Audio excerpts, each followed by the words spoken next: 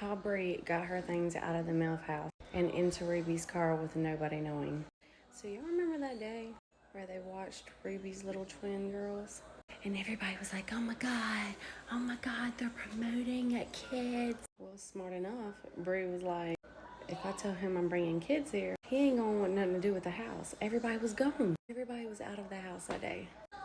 So she said, of course, she was on the second floor. Everybody else was always up on the third anyways. As soon as Ruby left from dropping the girls with Bree, she said they just took her stuff to the elevator, rolled on down to the first floor, straight on through the garage, and loaded her things up.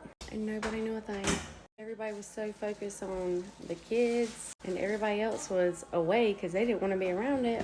And even her live stream was so focused on those kids, nobody knew what was going on behind closed doors. I can't lie.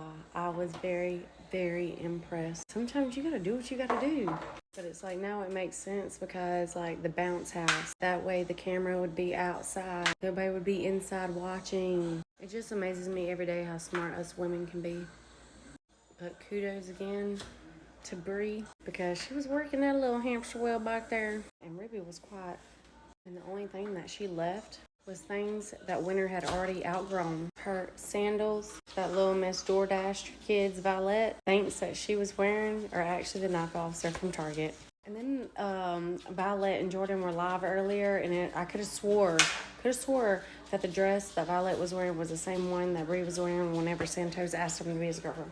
But I'm not sure. It looks a lot alike, but she says it wasn't. She said that she buys her own clothes and that we don't know what we're talking about, basically. But then Jordan also wanted to make the comment talking about Bree's going to come back begging on her knees.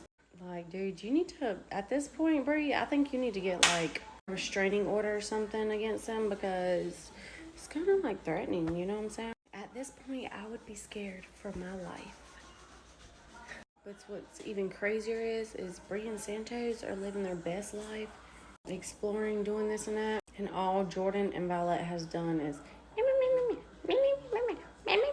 and then talking about they got an ocean front view in the hotel they're staying at, and they open up the window. Yeah, it's ocean front from 100 yards over there. You can barely see the water. I had to like switch my eyes.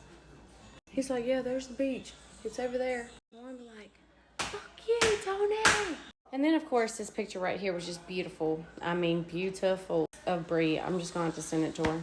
Since, you know, me and her talking, we're good friends. But anyways, like y'all know, drop them comments below. And thank y'all for the ones who enjoy being here. She's all my sarcastic thoughts.